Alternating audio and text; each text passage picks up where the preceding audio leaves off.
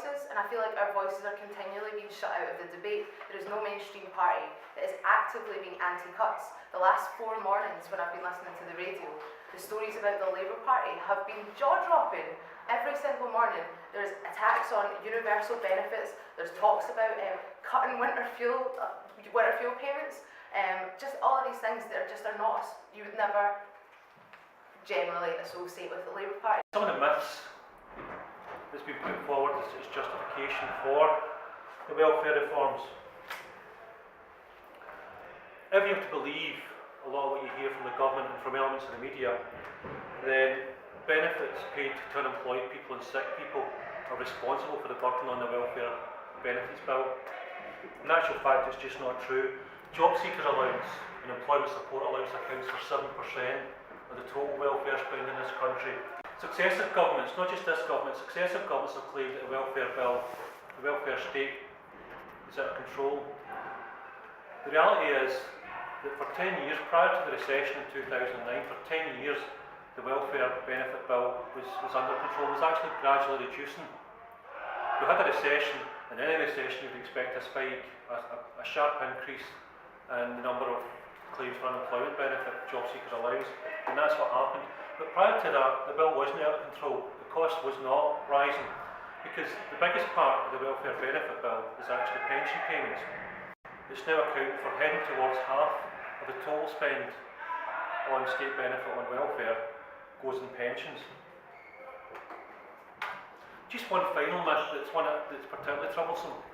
Well, I've heard now, and certainly in Western Bartonshire, there was a drive on about 10 years ago to tackle worklessness in Western Bartonshire. And that word worklessness and that myth has endured. There are 3 generations, in some households, there are 3 generations who have never worked. And we hear that repeatedly, the government repeats it regularly. And supporters of the welfare reform repeat it.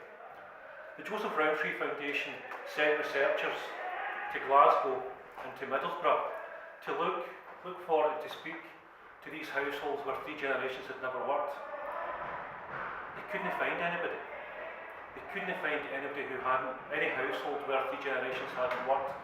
They actually struggled to find 2. And the reason for that, they concluded, because the left had failed the research, they concluded that in actual fact, the idea of working, the idea of contributing to society, the idea of earning a living, is actually quite a robust idea. People are up for it. But in places like Glasgow in the west of Scotland, places like Middlesbrough in the north east of England, there just aren't the jobs. But still, that myth endures, still that kind of language is used to demonise people on benefits. A so-called welfare lifestyle, benefits lifestyle, that keeps getting bandied about.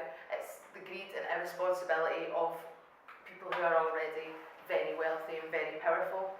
And I think we need to keep reinforcing that argument, because I don't think it's been won yet. The idea that austerity isn't working, it's not necessary, we didn't create the crisis and we shouldn't have to pay for it. And PCS has done quite a lot of work in this area about figures around, we made a welfare pamphlet, I tried to bring some with me tonight, run out actually, just with like statistics and percentages in relation to each other. For example, the benefit fraud costs the state £1 billion a year, which sounds like a lot until you compare it to tax evasion and avoidance, which is 70 billion. And this is the thing we need to keep reinstating, that it's the rich people who are ripping everybody off.